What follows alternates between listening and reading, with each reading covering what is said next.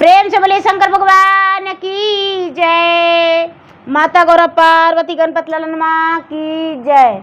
हर हर महादेव। देवादिदेव महादेव जी के चरण में प्रणाम करती हूँ, मेरा प्रणाम स्वीकार हो। माता गौरी पार्वती के चरण में प्रणाम करती हूँ, मेरा प्रणाम स्वीकार हो। गणपति ललन माँ के चरण में प्रणाम करती हूँ, मेरा प्रणाम स्वीकार हो। सब देवी देवताओं के चरण में प्रणाम करती हूँ, मेरा प्रणाम स्वीकार हो।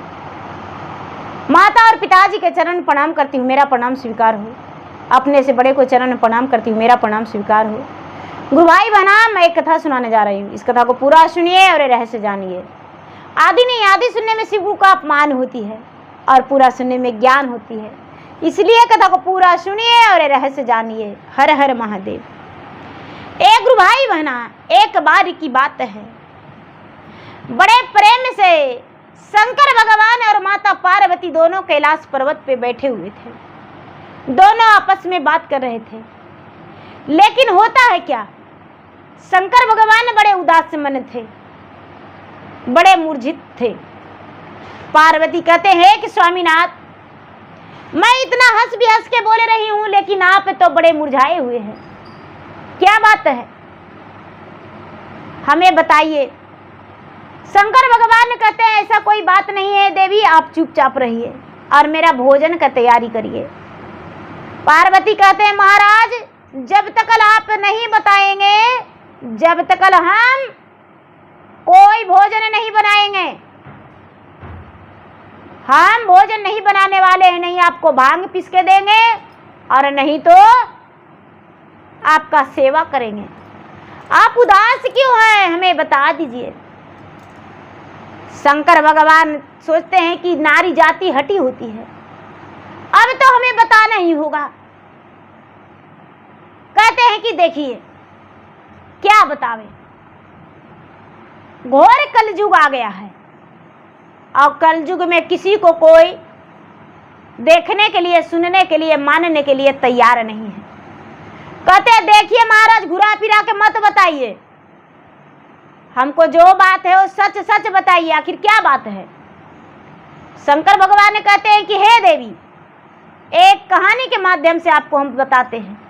बोले कि क्या महाराज, कौन सी कहानी के माध्यम से आप बताएंगे। बोले कि हे देवी, जब तक हम कहानी कहते रहे तब तक आपको सोना नहीं है, मेरा चरण दबाते रहना पड़ेगा और हुकारा भी भरने पड़ेगा। यदि नहीं भरेंगे तो आपको पाप लगेगा। पार्वती बोले कि महाराज, आपका कहानी हम पूरा सुनेंगे, कोई संकोच नहीं, आपकी कहानी हम पूरा अवश्य सुनेंगे। बोले कि देखिए, एक राजा था और एक रानी। राजा निसंतान था, राजा का कोई संतान नहीं था। पार्वती कहते हैं ठीक है महाराज, आगे बढ़िए। राजा निसंतान था, राजा का कोई संतान नहीं था, तो राजा अपने संतान के लिए बड़ा दुखी हो गया। बहुत कोशिश किया कि हमें एक संतान चाहिए, लेकिन राजा का संतान नहीं हुआ। राजा के घर में सलाहकार था, वो सलाह दिया कि राजा साहब आप दूसरा विवाह कर लीजिए। और जब राजा दूसरा विवाह के नाम लिए, तो राजा की पहली पत्नी 3 महीना के गर्भवती थी। 3 महीना के गर्भवती थी और रानी को भी नहीं समझ में आ रहा था, क्योंकि रानी का ब्याह का 20 वर्ष हो चुका था। रानी को ऐसा नहीं लग रहा था कि इस उमरिया में भी मेरा संतान प्राप्त होगा। राजा ब्याह कर लिए, राजा की नई रानी आ गई, लेकिन जब रानी गर्भवती है तो बच्चा कहाँ रुकेगा, बच्चा तो जन्म लेगा। पार्वती कहते हैं हाँ महाराज, गर्भ में है तो बाहर रहवे करेगा, गर्भ में है तो बाहर रहवे करेगा। क्या होता है कि राजा अपने बच्चा को देखे कि मेरा पहली पत्नी का ओद्र से बच्चा जन्म लिया है, तो राजा बड़े प्रसन्न हो गए और बड़ी पत्नी को राजा बहुत मान सम्मान देने लगे। इतना मान सम्मान देने लगे कि जो बड़ी रानी कहती है वो राजा उसके बाद नहीं उठाते हैं, तुरंत एकदम ला कर देते हैं कि रानी साहब ये ले लीजिए, ये खा लीजिए, ये आप ऐसे कीजिए। एकदम रानी के लिए दाई दासी लगा दिए। छोटी रानी को भी कहते हैं कि जरा बड़ी रानी को सेवा करते रहिएगा, बड़ी रानी को संतान हो गया है, भगवान करे आपको भी हो जाए। छोटी रानी को भी कोई प्यार में कमी नहीं था, लेकिन छोटी रानी को लगने लगा कि हे भगवान, बड़ी रानी के बाल बच्चा हो गया तो मेरा क्या मान रहेगा, हम तो एक नौकरानी के बराबर रहेंगे। कुछ हमको उपाय करना पड़ेगा, कुछ हमको उपाय करना पड़ेगा। छोटी रानी जो है, जो सलाहकार था, उससे प्रेम करने लगी, सलाहकार से प्रेम करने लगी राजा को छोड़कर। और सलाहकार से कहती है कि सुनिए, आप ऐसा कीजिए कि कोई उपाय लगाइए जो बड़ी रानी को घर से निकाल दिया जाए। सलाहकार सोचा कि अरे छोटी रानी तो बहुत अच्छा आइडिया दे रही है, अगर जो बड़ी रानी घर से निकल जाएगी तो राजा को भी किसी न किसी तरह से हम घर से निकालिए देंगे और सारा धन संपत्ति के मालिक हम हो जाएंगे। एक गुरु भैया, एक गुरु बहना, शंकर भगवान सुना रहे हैं कहानी राजा की बात अपने पार्वती से। पार्वती हुकारी भरते जा रहे हैं, कहते हैं कि तो ठीक है। धीरे धीरे समय बीत रहा है, बीतते बीतते बीतते बीतते वो बच्चा जो है, बच्चा 2 वर्ष 3 वर्ष का हो गया। 2 वर्ष 3 वर्ष के हो गया दीदी, 4 वर्ष के हो गया, 5 वर्ष के हो गया। मंत्री को कोई बस में नहीं था कि क्या लालछन लगा के हम निकलवावे। एक दिन के बात है दीदी कि छोटी रानी क्या करती है कि राजा के दूध में जहर डाल देती है। राजा के दूध में जहर डाल देती है और डाल के कहती है, ढिकली देने के लिए राजा के, और अचानक कहती है कि अरे बाप रे, मेरा बहुत सर में दर्द कर रहा है। घूम के बैठ गई। बड़ी रानी बोली, अरे बहन क्या हुआ? क्या बताऊं, मेरा सर में अचानक दर्द हो गया। अरे लाओ लाओ, राजा साहब के दूध हम दे देते हैं। क्या हुआ दीदी कि राजा साहब की बड़ी रानी दूध देने चल गई। राजा साहब दूध पिएंगे, मर जाएंगे, रानी को निकाल देंगे किसी तरह से। अब एक छिपकली थी, वो दीवार पर अपना छिपकली और उसके पति दोनों झगड़ा कर रहे थे, और छिपकली जो है गिलास में रानी के हाथे में गिर गई। रानी सोचती है कि हे भगवान, ये छिपकली गिर गई दूध में, स्वामीनाथ आपके दूध खराब हो गया। राजा बोलते हैं कोई बात नहीं, दूध को फेंक दीजिए। रानी फेंक दी गुरु भाई बहना। तो बाहर से एक बिल्ली दौड़ती भागती आई दूध देखकर, और दूध को चाट गई, बिल्ली मर गई। रानी सोचती है कि अरे ऐसा क्या हुआ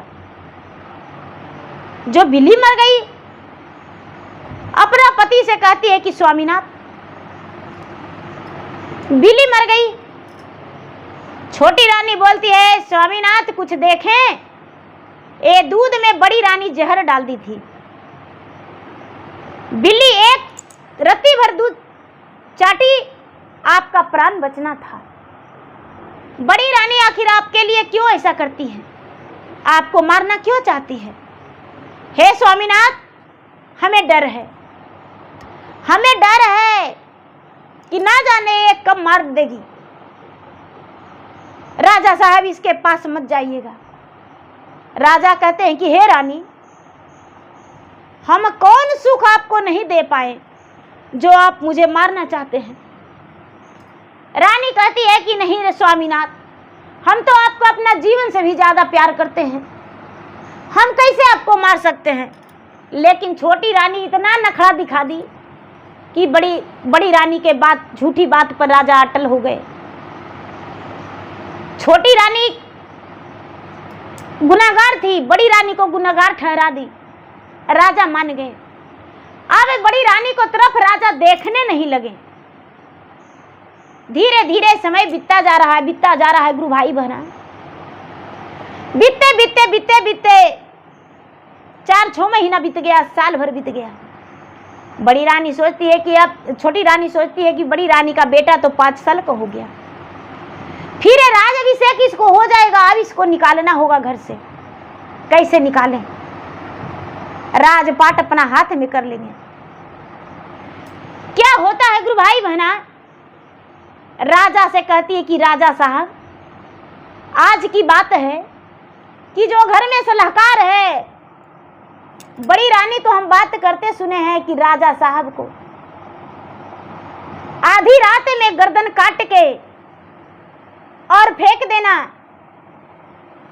और राजपाट मेरा बेटा के मिल जाएगा। राजा सोचते हैं ऐसा, लेकिन आपका मंत्री इनकार कर गए। रानी बोली ऐसा नहीं करेंगे तो हम आपको राज दरबार से निकलवा देंगे। लेकिन मंत्री आपके बड़े विश्वासी हैं महाराज, ऐसा करने से मना कर दिए। राजा के मन में डर हो गया। जब राजा के मन में डर हो गया दीदी, शंकर भगवान पार्वती से सुना रहे हैं, जब राजा के मन में डर हो गया तो बड़ी रानी से कहते हैं कि हे रानी, दुष्ट कलंकनी, मेरे घर से निकल जाओ, मेरे घर से चली जाओ, मेरा घर में अब तुम्हारा कोई जगह नहीं है, मेरा घर में अब तुम्हारा कोई जगह नहीं है। बड़ी रानी रोते बिलखते अपने पति को पैर पकड़ के कहती है कि हे स्वामीनाथ, मुझे घर से मत निकालिए, और यदि मुझे निकालते हैं तो अपना बेटा को ले लीजिए, हम अकेला चले जाएंगे। राजा कहते हैं तुम्हारा गंदा खून है और उसी खून से शायद ये भी है, इसीलिए तुम्हारा औद्र का जन्म लिया है, उसे नहीं रखेंगे। जिस बेटा के लिए राजा दर दर भटके, दूसरा विवाह भी कर लिए, पुत्र यज्ञ करवाए, दान पुण्य करवाए, वही पुत्र को राजा अपने हाथों से निकाल दिए। वो क्या पुत्र दोषी था? पार्वती कहते हैं नहीं महाराज। तो क्या घोर कलयुग है ना? हाँ महाराज। आगे बढ़िए, इस कहानी को क्या हुआ आगे हमको समझाइए। शंकर भगवान पार्वती से कहते हैं महारानी, अभी तो शुरू किए हैं, इसका अंत बहुत बड़ा विस्तार रूप से है। रानी को और अपने बच्चे को दोनों को निकाल दिए। रानी बेचारी घर से निकल गई। अब सोचती है कि हे भगवान कहाँ जाए। रानी जंगल की ओर चल पड़ी, जंगल की ओर चल पड़ी, जंगल में रहने लगी, जंगल में रहने लगी, वन फल खाने लगी और वन में ही अपना जीवन बिताने लगी। धीरे धीरे धीरे धीरे उसे समझ में आया कि हमें कुछ करना चाहिए। अब लकड़ी, सूखी लकड़ियां काट के रानी बेचने लगी।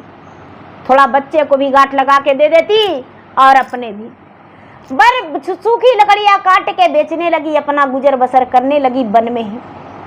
धीरे धीरे धीरे धीरे एक साधु का कुटिया मिला उसे, और साधु के कुटिया में वो रानी शिफ्ट हो गई। महात्मा जो है, महात्मा अपने पुत्री के समान उसे मानने लगे, महात्मा पुत्री के समान मानने लगे। जब पुत्री के समान मानने लगे तो पुत्री बनके ही रानी अपने पुत्र के साथ रहने लगी।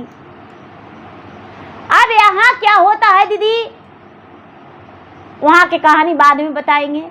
यहाँ क्या होता है, रानी, दूसरी रानी जो है, अब सलाहकार से कहती है कि रानी को तो भगा दिए, अब मेरा राज हाथ में कैसे आएगा। जो मंत्री है वो बोलता है कि रानी, जब तक ये राजा नहीं मरेंगे, जब तक आपका राज में हाथ नहीं आएगा, प्रजा आपको राज हाथ में कैसे सौंपेगा? राजा मर जाएंगे, प्रजा बोलेगा कि भाई राजपाट कौन चलाएगा? आप बोलिएगा हम चलाएंगे। एक गुरु भाई बहना, छोटी रानी सोचती है कि आहा, राजा को मारना तो इतना आसान नहीं है, लेकिन राजा के लिए कुछ ना कुछ करना होगा। एक गुरु भाई बहना, धीरे धीरे समय बीत रहा है। मन में उसका दिमाग में चल रहा है कि राजा को कौन सी हम कारनामा करें जो राजा हमको नजर से हट जाएगा और राजपाट मेरा हो जाएगा। देखिए पाप कैसे विराजता है, देखिए लोग पे पाप कैसे विराजता है। एक दिन के बात है कि राजा कहते हैं मेरा सर दर्द कर रहा है। रानी बोली महाराज आपके लिए हल्दी वाला दूध बनाते हैं, आप पी लीजिए।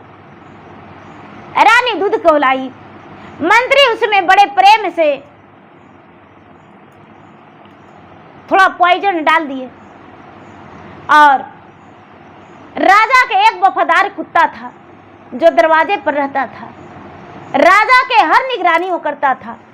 कुत्ता जो था, रानी ले गई दूध और दूध ले गई तो राजा के कुत्ता जाके जुठा दिया दूध को।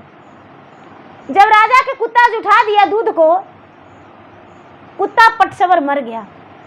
राजा देखते हैं, कहते कि आहा कुत्ता मर गया, दूध खाली थोड़ा सा जीभ से चाटा और मर गया कुत्ता। जब दूध को राजा हाथ लगा के देखते हैं तो दूध में जहर डाला हुआ है। राजा का दिमाग में लगने लगा कि हे भगवान, मेरा बड़ी रानी निर्दोष थी,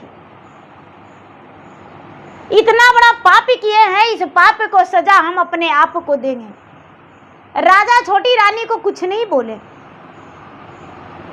और अपने राजपाट त्याग करके घर से निकल दिए। अब यहाँ की बात भी यही रखते हैं, राजा तो घर से निकल गए दीदी। अब मंत्री क्या करता है? मंत्री क्या करता है कि छोटी रानी को कुछ दिन रखी और उसके बाद मंत्री अपना नाम प्रॉपर्टी करवा के, सारा धन संपत्ति अपना नाम करवा के और छोटी रानी के भी बाल खींच के घसीट के और मंत्री निकाल दिया। वो भी दर दर भटकने लगी, भीख मांगने लगी। राजा क्या करते हैं दीदी, वहां से निकल गए तो अपने आप को सोचे कि हम कहाँ अपने शरीर को इतना कष्ट देंगे जो कि मेरा पाप कट जाएगा। मैं जिस संतान के लिए दर दर भटका, ठोकर खाया, एक पत्थर को भी पूजा किया, उसी संतान को हम बेघर कर दिए, राजमहल से हटा दिए। मेरा पत्नी मेरे लिए जान छिड़कती थी और मुझसे हाथ पैर जोड़ते रह गई कि स्वामीनाथ हम निर्दोष हैं, लेकिन इस पापन पे हम विश्वास कर लिए। अब हम क्या करें? वो अपने आप को सजा देने के लिए दीदी चले गए कहाँ? वन में, कि हम पहाड़ी पर जाके वन फल खाएंगे और वन में तपस्या करेंगे। ना जाने मेरे बड़ी रानी कहाँ है। वन में चले गए गुरु भाई बहना। अब राजा वन में रहने लगे। क्या करते हैं कि एक जोगी फकीर के भेष, एकदम महात्मा के भेष बना लिए। राजा वन में रहने लगे, उसी वन में जहां रानी रोज लकड़ी काट के बेच के और साधु के कुटिया में भोजन बनाती थी और अपने बच्चे को पालन पोषण करती थी। क्या होता है दीदी, राजा वन के पतैया, फल फूल तोड़ के और खाते हैं और वन में ही भगवान का भजन करते हैं, पूजा करते हैं और कहते हैं कि हे भगवान मेरा पुत्र को रक्षा करना, मेरा पुत्र जो है निर्दोष है, मेरा पत्नी निर्दोष है। हे भगवान मेरा जहां भी पत्नी और पुत्र है वो अच्छा से रहे। गुरु भाई बहना, अब क्या होता है? धीरे धीरे धीरे धीरे जो बेचारी रानी थी सूखी लकड़ियां अपने पुत्र के साथ काटती थी। धीरे धीरे पुत्र जो है 10 बरस 12 बरस के हो गया। जो महात्मा थे वो कई विद्या उसे सिखाते थे और पढ़ाते थे। रानी का जो बेटा था उसे हर प्रकार के कला वो महात्मा सिखाते थे। कला सिखाने में कोई कमी नहीं करते थे। हर कला, उसे तीर चलाना, उसे राजनीति पढ़ाना, सब कुछ उसे सिखाते थे। धीरे धीरे समय बीत रहा था।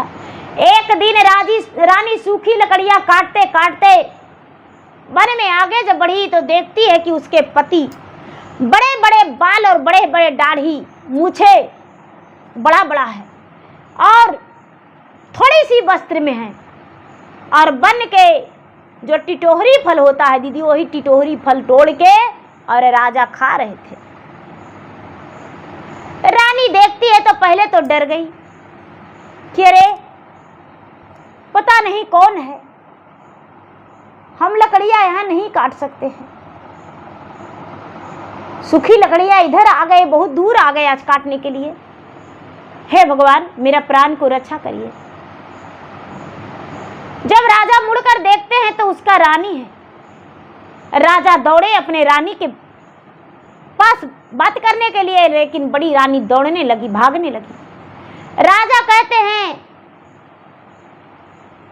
कि सुन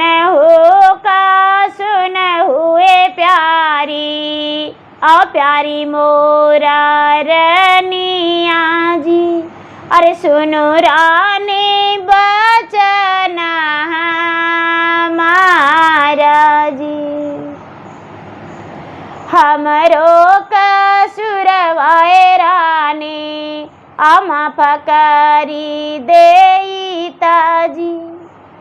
अरे तोहरे कारण में बनवास जी, सारी सारी रति आए रानी, आ तोहरे आशा जो हली जी। अरे नहीं आवे नाए नामा में नेंदा जी। गुरु भाई बना बड़ी रानी जो है अपना पति से कहती है, हम हूँ जे ही ये स्वामी, अबन के बन बसिया जी। और कोई लिया जाए सने कुकी दिन रात जी, तोहरा के है ये स्वामी, अबार कोसे के राजवा जी। घर ही में हालन राज रानी जी, तोहरे जे बिनाए स्वामी, असुन होइलो राज महलिया जी। अब काहे अइला तू बनवास जी। रानी है वो कहती है कि स्वामीनाथ क्या कारण है जो आप बनवास आए? महाराज आपका तो 12 कोस के राज था, आपका उतना धन संपत्ति था, ये बनवास से का है? राजा रोने लगे और रानी को हाथ पकड़ के कहते हैं कि हे प्यारी, जो हम गलती किए वो हम पश्चात के लिए आए हैं। मुझे बहुत पछतावा है कि मैं इतना बड़ा गलती किया हूँ। हे रानी, हे प्राण प्रिय, तू ही मेरा जिंदगी हो। मेरा छोटी रानी दूध में जहर डाली थी, मुझे पता नहीं था। आपको आने के बाद भी उन्होंने ऐसे किया, और जो मेरा बेटा के सवान कुत्ता था दरवाजे पर, वो मेरे लिए अपना प्राण को हथ दिया, दूध में अपना मुंह मार दिया और वो मर गया। रानी कहती है महाराज, बर ब्याही ब्रह्मचारी दूसरा नारी जान मारी। आप अपने ब्रह्मचारिणी पे कलंक लगाए थे, लेकिन महाराज मेरे तरफ से कोई शिकायत नहीं। आपके नाम का मांग में सिंदूर और आपका नाम के गले के मंगलसूत्र, मेरी कलाइयां में चूड़ियां खनकती है। मैं प्रतिदिन आपके नाम का तुलसी में जल डालती हूँ, चंदन वृक्ष को पूजा करती हूँ। हे स्वामीनाथ, आप मेरे कुटिया में चले। राजा कहते हैं आप कहाँ रहते हैं? मैं इसी वन में रहती हूँ और वन की लकड़ियाँ काट काट के जाके बेचती हूँ और अपना गुजर बसर करती हूँ। क्या होता है दीदी, गुरु भैया, गुरु बहना, शंकर भगवान ऐसा कहानी माता पार्वती से सुना रहे हैं। पार्वती हुकारा भर रहे हैं और आंखों से आंसू उनका झझक रहा है। क्या ऐसा भी नारी होती है कलयुग में? तो हाँ देवी, शंकर भगवान सारी बात कथा सुना रहे हैं। फिर क्या होता है, राजा को अपने रानी अपना कुटिया में लाई, लकड़ियां छोड़ दी काटने को लिए। जो भी उसके पास भोजन था वो अपना पति को दी। महात्मा से कहती है कि महात्मा, बाबा, पिताजी, ये मेरे पति हैं, मैं इनका जीवन संगनी हूँ। महात्मा देखकर प्रसन्न हो गए और कहते हैं कि बेटी, तुम्हारा पति से मिलाने के लिए तो हम यहाँ यज्ञ करा रहे थे, पति मिलन के यज्ञ करा रहे थे। कितना दिन से तुम्हारे हाथों से यज्ञ करवा रहे थे, तुम्हें पता नहीं था। आज मुझे आत्मा में खुशी मिला कि तुम एक हो गई हो। पुत्री, तुम्हारे पति जो है तुम्हारा सब कुछ है। गुरु भाई बहना, रानी और राजा दोनों उसी वन में रहने लगे। राजा भी लकड़ी काटने लगे और अपना बेचने लगे। राजा का पुत्र और राजा रानी जो थी अब कुटिया में रहने लगी। धीरे धीरे धीरे धीरे धीरे धीरे धीरे साल 6 महीना, साल भर बीता दीदी, 1.5 साल बीता, 2 साल बीता, तो राजा की छोटी रानी एक भिखारिन बन के भीख मांगते फिर रही है बाजार में, जहां राजा वन से लकड़ी काट के और बेचने जाते थे। बाजार में भीख मांग रही है दीदी, दर दर ठोकरें खा रही है। कोई झड़ुआ से मारता है, तो कोई जूठा पुड़िया फेंक देता है, तो कोई बासी रोटियां दे देता है, तो कोई 4 बातें सुना देता है। राजा जब अपने छोटी रानी को देखे मुंह फेर लिए, लेकिन छोटी रानी अपना पति को देखी तो पहचान ली कि अरे मेरे पति हैं। जाके पाँव में लटक गई और कहती है कि स्वामीनाथ, जो गलती हुआ मुझे क्षमा कर दीजिए, अब दोबारा गलती ऐसा नहीं करेंगे महाराज, मुझे माफ कर दीजिए। राजा कहते हैं कि माफी के लायक हो जो माफ करेंगे, तुम्हारे जैसा पत्नी को हम नहीं माफ कर सकते हैं। छोटी रानी बोली स्वामीनाथ, हम भिखारी बन के रहेंगे, लेकिन अपना राजपाट जाके वापस ले लीजिए। मंत्री जो है मुझसे धोखाधड़ी करके और सारा संपत्ति प्रॉपर्टी मुझसे लिखवा लिया है, आप उसे लड़ाई लड़के युद्ध करके और अपना प्रॉपर्टी वापस ले लीजिए। राजा के रोम रोम सिहर गया। अरे मंत्री का चक्कर में तूने ऐसा किया था? हाँ स्वामीनाथ, मैं मंत्री के चक्कर में ऐसा किया था। राजा तुरंत अपने रानी के पास गए और रानी से सारी बातें बताए। रानी कहती है स्वामीनाथ, आप चिंता मत कीजिए, आपका पुत्र जो है 16 विद्याओं से 16 कला के विद्या जानता है, हर विद्या इसके पास है, हर गुण इसके पास है। जो महात्मा है वो सारे गुण इसे सिखा दी है, और ये जाएगा और लड़के अपना राज को वापस लाएगा। लेकिन छोटी रानी कहाँ है? वो मेरी बहन है। राजा बोले बाजार में भीख मांग रही है। रानी बोली उसे ले आइए, वो गलती किया है, मैं उसके साथ गलती नहीं कर सकती हूँ। राजा उसे अपनी पत्नी स्वरूप उसे स्वीकार करके और अपना जंगल में कुटिया में ले आए। जब बड़ी रानी को छोटी रानी देखी तो कहती है कि रानी साहब, लालच में हम आपको ऐसा करवाए, घर से निकलवा दिए, मुझे क्षमा कर दीजिए, और आपके साथ रहने योग्य नहीं है। बड़ी रानी कहती है कि जो गलती किया और पछतावा किया उससे बड़ा कुछ नहीं हो सकता है। एक गुरु भैया, एक गुरु बहना, राजा बाप और बेटा दोनों चले गए राज अपने वापस लाने के लिए। मंत्री से युद्ध किए, कई दिन लड़ाई लड़े, पूरे प्रजा जो थे मंत्री के हो चुके थे। लेकिन जब राजा को देखे तो राजा के तरफदारी करने लगे और मंत्री से युद्ध किए। कुछ लोग मंत्री तरफ से भी थे। राजा से मंत्री युद्ध करके और पराजित हो गया मंत्री, राजा का जीत हो गया। पूरा राज तो जो था पूरा शहनाइयाँ बजा, नगाड़ा बजा और राजा के फिर से राज घोषित कर दिया गया। अब पूरे नगर के लोग कहने लगे कि राजा साहब आपकी बड़ी रानी और छोटी रानी कहाँ है। छोटी रानी तो कलंकित थी कि वो मंत्री के साथ न जाने क्या क्या रंगरेलिया किया। राजा कहते हैं नहीं नहीं, वो मेरी रानी है और मेरे पास है, कोई ऐसा बात नहीं था। मंत्री ने धोखे से उसे सारा प्रॉपर्टी लिखवा लिया और मैं तीर्थ यात्रा पे गया था, मैं वापस आ गया हूँ। ये मेरा पुत्र है, बड़ी रानी का पुत्र, मेरे साथ मेरे बड़ी रानी भी रहती है। सारे प्रजा लालायित तो हो गए कि बड़ी रानी को लाने जाएंगे।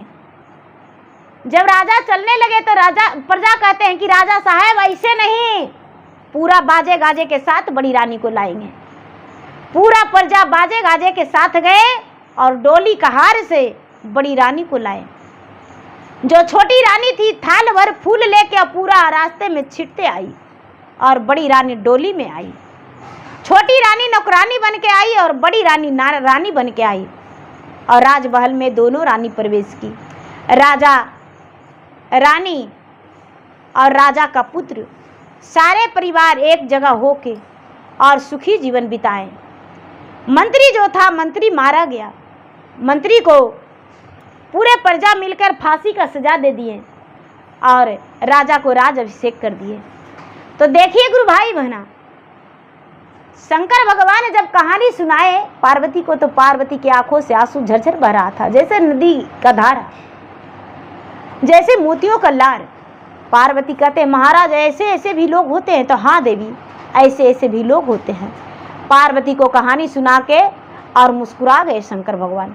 पार्वती और शंकर भगवान दोनों मुस्कुरा के अपना काज में लग गए। पार्वती भांग पीस के भी दे दिए, धतूरा भी पीस के दे दिए, चरण भी दबा दिए और उनके काम कर दिए। तो देखिए गुरु भाई बहना, मेरा वीडियो अच्छा लगे तो मेरे वीडियो का लाइक करें, शेयर करें। चैनल पर यदि नए हैं तो चैनल का सब्सक्राइब करें, बेल आइकन घंटी को दबाएं जो कि मेरा वीडियो का नोटिफिकेशन सबसे पहले आपके पास जाए। आप मेरा वीडियो सुन सके। कमेंट बॉक्स में हर हर महादेव, जय श्री गुरु जरूर लिखे। धन्यवाद। हर हर महादेव, घर घर महादेव। तो एक बार प्रेम से बोलिए शंकर भगवान की जय।